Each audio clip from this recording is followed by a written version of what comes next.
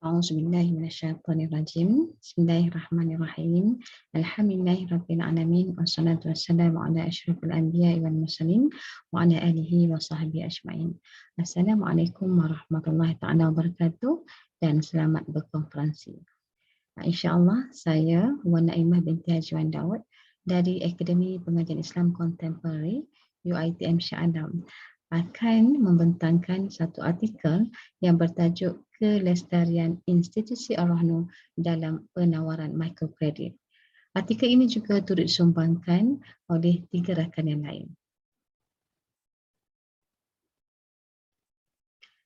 Okey, untuk tumpuan perbincangan saya pada hari ini, insya-Allah saya akan fokuskan kepada pengenalan metodologi, yang kedua metodologi kajian, yang ketiga berkaitan dengan pelaksanaan Ar-Rahnu di Malaysia, yang keempat kelestarian institusi Ar-Rahnu, yang kelima Ar-Rahnu sebagai skim mikrokredit, dan yang terakhir kesimpulan. Sebelum saya teruskan perincian berkaitan dengan kelestarian Ar-Rahnu, izinkan saya untuk membacakan satu firman Allah Subhanahu wa taala. A'udzubillahi minasyaitonirrajim. Wa in kuntum 'ala safarin wa lam tajidu katiban farihanun maqbudah fa in amina ba'dukum ba'dan falyu'addi alladhi tumina amanatahu wal yattaqillaha rabbah wa la taktumus syahadah wa man yaktumha fa innahu athimun qalbuh wallahu bima ta'maluna alim. Maksudnya, dan jika kamu bermusafir dan kamu tidak mendapatkan seorang penulis, maka hendaklah ada barang jaminan yang dipegang. Tetapi, jika sebahagian kamu mempercayai sebahagian yang lain, hendaklah yang dipercayai itu menunaikan amanahnya, itu hutangnya, dan hendaklah dia bertakwa kepada Allah, Tuhannya, dan janganlah kamu sembunyikan kesaksian. Kerana barang siapa yang menyembunyikannya, sesungguhnya hatinya kotor, itu berdosa. Dan Allah Maha mengetahui apa yang kamu lakukan. Jadi daripada ayat ini menunjukkan perintah Allah Subhanahu Wa Taala supaya menjagarkan sesuatu barangan sebagai jaminan, terutama apabila melibatkan hutang piutang. Okey, sebelum itu kita perlu tahu juga apakah yang dimaksudkan dengan Ar-Rahnu. Ar-Rahnu ini adalah satu perkataan yang agak sinonim dengan kita semua, yang mana ia merupakan satu transaksi di mana pembiayaan hutang oleh institusi Ar-Rahnu kepada para penggadai ataupun pelanggan berasaskan kepada cagaran emas dalam tempoh tertentu dan juga menggunakan kontrak tertentu. Jadi senario di Malaysia, kebanyakan institusi Ar-Rahnu menerima emas sahaja kerana sifat emas itu kan senang untuk dicagarkan kerana kemudahan dari sudut perpindahan lokasi. Yang kedua adalah disebabkan value ataupun nilai emas itu sentiasa sustain, sentiasa mapan sama ada pada masa sekarang ataupun pada masa akan datang. Jadi disebabkan kelebihan tersebutlah institusi Ar-Rahnu kebanyakannya mensyaratkan cagaran untuk mendapatkan pembiayaan hutang adalah emas ataupun barang kemas. Okey, objektif penulisan saya ataupun kajian saya ini adalah untuk pertama untuk menyoroti pelaksanaan Ar-Rahnu di Malaysia, dan yang kedua untuk membincangkan dari sudut kelestarian institusi Ar-Rahnu dalam penawaran mikrokredit. Okey, bagi metodologi kajian, kajian ini menggunakan pendekatan kualitatif yang melibatkan sorotan kajian lepas dan juga analisis data sekunder yang diperolehi melalui dokumen hasil kajian atau penulisan. Data-data ini yang diperoleh ini akan dianalisis secara sistematik menggunakan teknik analisis kandungan.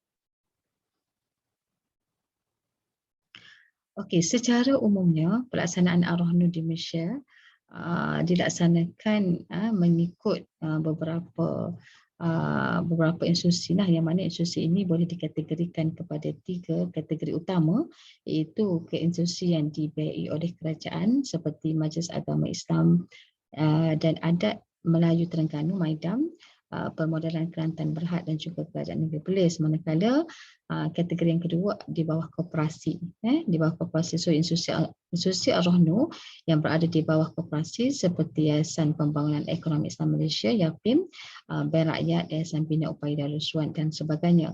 Dan kategori yang ketiga adalah institusi Ar-Rohnu yang bernaung di bawah institusi perbankan seperti Bank Muamalat, Bank Islam Malaysia Berhad dan lain-lain bank. Okey, secara ringkasnya di sini saya bawakan sedikit gambaran bagaimana perjalanan ataupun prosedur Ar-Rohnu. Yang pertama, penggadai mestilah hadir ke premis gadaian dengan membawa barang kemas ataupun emas sahaja. Jadi seperti yang saya katakan tadi, disebabkan beberapa kelebihan ataupun beberapa keistimewaan yang ada pada emas itu, maka kebanyakan institusi Ar-Rohnu di Malaysia menerima barang kemas ataupun emas sahaja, dan mestilah barang gadaian tersebut dimiliki oleh penggadai. Okey, yang kedua, setelah disahkan dari segi jenis emas dan sebagainya, so untuk memastikan keturunan emas itu, maka ujian akan dilaksanakan dengan menggunakan asid hidroklorid. Jadi asid hidroklorid ini digunakan untuk penentuan barang gadaian sama ada emas ataupun sebaliknya. Sebab sekarang kita dapati banyak juga institusi Rohnu yang adalah cubaan untuk membuat penipuan terhadap keturunan emas. Dan satu lagi, untuk ujian ini juga menggunakan natrium hidroksida, iaitu untuk penentuan kualiti emas. So penentuan kualiti emas dia terdiri pada pelbagai jenis kualiti lah. Ada, kalau kita pernah dengar, emas 999, emas 916 dan sebagainya. Dan seterusnya, setelah disahkan keturunan emas, pembiayaan pinjaman akan diberikan kepada pelanggan ataupun penggadai berdasarkan margin yang telah ditetapkan. So di sini margin pinjaman bagi setiap institusi sama ada di perbankan ataupun bukan perbankan kemungkinan berbeza.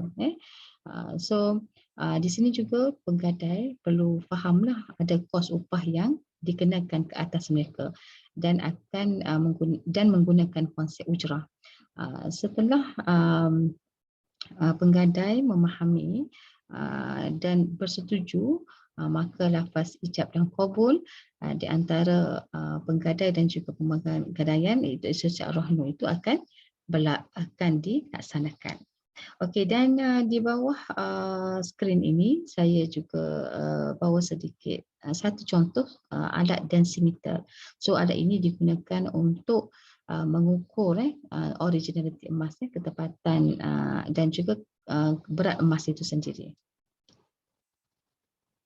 Okey, berbalik kepada tajuk saya berkaitan dengan kelestarian institusi Ar-Rohnu. So lebih baik kalau dilihat dari sudut maksud lestari, menurut Kamus Dewan mendefinisikan lestari ialah kekal atau tetap seperti sedia kala dan tidak berubah-ubah. Manakala melestari pula ialah memastikan ataupun memelihara sesuatu supaya kekal seperti sedia kala. Menurut Azman Abdul Rahman 2017, kelestarian membawa maksud pengekalan sesuatu perkara atau keadaan yang berkait rapat dengan usaha untuk mengekalkan dan memelihara keaslian yang sedia ada. So kita boleh faham di sini bahawa kelestarian itu adalah satu proses pengekalan dan pemeliharaan dan pemuliharaan supaya untuk memastikan kelangsungan institusi Ar-Rohnu ini perlu kepada beberapa pendekatan. Okey, bila difokuskan kepada skim microkredit Malaysia, maka kita faham di negara kita kerajaan telah menyediakan pelbagai bentuk bantuan keuangan dan juga pembiayaan secara microkredit kepada masyarakat bagi meningkatkan keupayaan ekonomi mereka apabila berada pada situasi yang terdesak. Jadi kita lihat kesungguhan kerajaan dalam mempelbagaikan bentuk bantuan ataupun mikrokredit pinjaman secara kecil-kecilan ini bagi membantu golongan yang terdesak, terutamanya bagi mereka yang terkesan dengan pandemik COVID-19.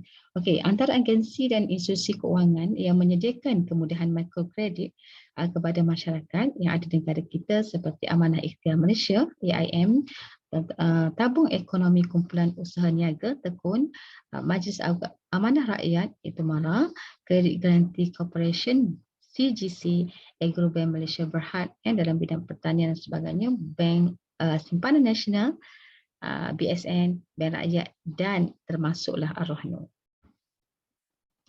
Di sini saya bawa secara ringkas perbandingan antara Ar-Rahnu dengan skim mikrokredit yang lain. So kalau dilihat di sini, saya dapat datangkan 6 secara ringkas 6 perbandingan ataupun 6 keistimewaan Ar-Rahnu berbanding skim mikrokredit yang lain. Yang pertama dari sudut kadar faedah. Kadar faedah Ar-Rahnu tidak mengenakan sebarang kadar faedah. Cuma yang dikenakan adalah sedikit upah yang saya katakan tadi dengan menggunakan kontrak ujrah. Manakala dalam skim mikrokredit dia lebih fokus kepada memaksimumkan keuntungan melalui charge faedah yang dikenakan. Yang kedua dari sudut cagaran. Cagaran Ar-Rahnu mengenakan cagaran dalam bentuk emas dan tanpa penjamin, manakala skim mikrokredit konvensional yang lain sesetengahnya meletakkan cagaran yang bernilai tinggi dan memerlukan kepada penjamin. Okey, yang ketiga dari sudut birokrasi. So Ar-Rahnu tiada karenah birokrasi dan urusannya agak mudah dan cepat, manakala skim mikrokredit proses pinjaman memakan masa yang lama kerana terpaksa melalui pelbagai karenah birokrasi. Okey, seterusnya dari segi pengurangan risiko.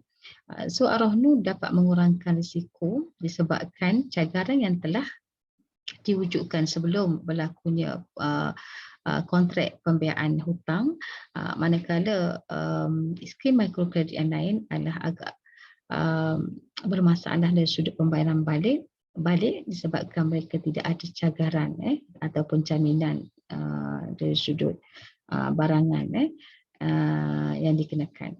Okey, seterusnya yang kelima, kaedah pembayaran Ar-Rahnu yang lebih muhasabah dan tidak membebankan peminjam disebabkan Ar-Rahnu mengenakan charge upah ataupun kos upah yang lebih rendah berbanding skim mikrokredit yang lain. Dan yang keenam adalah Ar-Rahnu menyediakan pembiayaan tidak hanya kepada jenis perniagaan tertentu sahaja. Jadi Ar-Rahnu kita nampak hari ini banyak inovasi produk telah dilaksanakan. Contohnya Ar-Rahnu untuk pendidikan, Ar-Rahnu untuk kesihatan, Ar-Rahnu untuk perlindungan dan sebagainya.